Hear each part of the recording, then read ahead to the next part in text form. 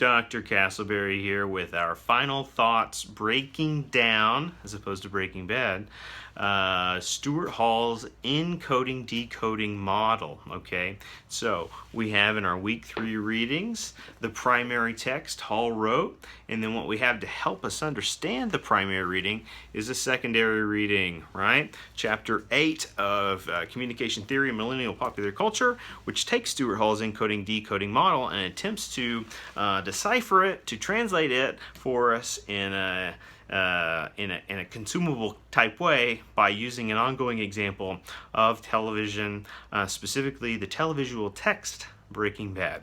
Okay, and so in a previous part of our mini lecture series, we talked about Hall's initial method of the decoding process, what he calls the dominant hegemonic position. That primary objective, that author's intent, right? That the assumed natural, quote unquote, and that's another term. We don't want to open that Pandora's box yet, but that primary meaning.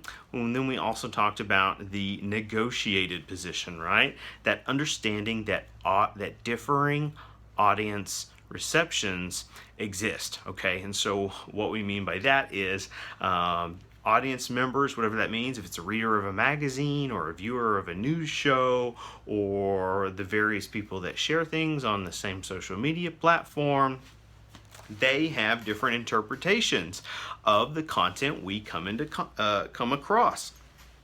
And so let's take, although the I guess our chapter example is the show Breaking Bad. Another text that comes to mind is TV's Sons of Anarchy, right? And this was like that biker drama that aired on the cable channel FX for 7 seasons, and this show attracted a high number of audience viewership, especially for cable. Very profitable for FX and its producers, but it had differing audience receptions, and that can help us understand that negotiated position. Audience receptions, on one hand, could be, hey, this show reinforces family because it's all about family, and they're always coming together and doing family things like, you know, committing crimes or, I don't know, having parties or things like that. Or the fact that our men's club, right, our enclave of guys, of gritty men, is family, right, itself. All right, so that's a term that gets thrown around or used for persuasive value. Also, you could say differing audience reception is that this show is based on Shakespeare. Oh, look at me! I'm partaking in high art through television because this biker drama is based on Hamlet. So all of a sudden, I am high cultured. Who needs this degree when I've got Sons of Anarchy? A third, way we can think about audience reception is that whatever we're consuming, right? It could be a game show, it could be Sesame Street. It gives me pleasure, right? It's a sort of like what Roland Barthes called the pleasure of the text. And so, that's a basic aesthetic domain, right? We are creatures of habit. We like to be pleased. Another media theory we'll come across, uses and gratifications, right? It gratifies me to partake in this text. Or it's for grown-ups, not kids, right?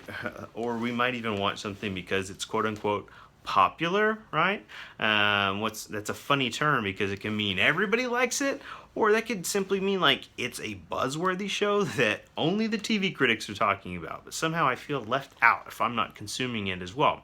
So we can even see with the term like popular culture itself, it can have various negotiated meanings. And so the third method of decoding is what Stuart Hall refers to as an oppositional position, and this is one of the rarest we tend to see.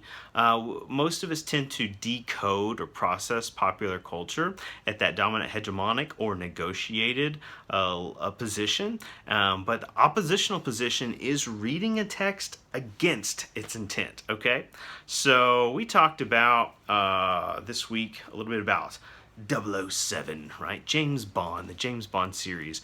I'll watch a documentary on that, and then we're going to continue to talk a little bit about it, explore this text, this series, because hey, Berger's into it as well, and it certainly makes for an interesting teaching tool. Anyway, an oppositional reading of or position of James Bond could be that 007 is offensive, right? That this character is that politically incorrect, and in fact that is such a point of what do you call this? It's like on the nose reflection of where we are as a society. They have started to bake that kind of debate into the text itself. You know, these recent Daniel Craig movies have wrestled with that idea of whether or not there is a place for a James Bond in our contemporary world. So it's interesting to think about. Another way to think oppositionally about it might be that you're rooting for the villain, right? So like you're watching this text, waiting for him to fail, rooting for him to fail, right? You want him to die. I want you to die, Mr. Bond. This is where we get something that's quite popular, a text like Despicable Me, right? This children's franchise, the original movie, is based on this premise, right? That we have become so familiar with the spy genre, spy stories, the tropes and conventions that these stories are made of, right? These categories, the narrative arcs, that it's time to flip it all and do something different, right? So let's center the narrative on a villain. It's kind of like what Shrek was doing, right, for the fairy tale world. But they have a tendency in all of the sequels, naturally they bring that, I don't even know, villain or anti-hero type figure back around to a kind of wholesome domesticity. So it's hard for the artist to perform opposition in their own text, usually. But another way to perhaps decode 007 at the oppositional level would be to abstain, right? Reject this text outright, boycott it, right? Start that change.org a petition. Let's get rid of Bond, or I don't know if it's oppositional or what, or if it's negotiated. We want Bond to be a woman. We want Bond to be Idris Elba. We want Bond to be gay, right? These are all of these kinds of conversational, buzzy paratexts that seem to float these kinds of ideas. So ultimately, all of this is a process of naturalizing an idea that produces or simultaneously masks an ideological effect. So we will talk more about Stuart Hall in the future, but for now, that's a look at his oppositional position.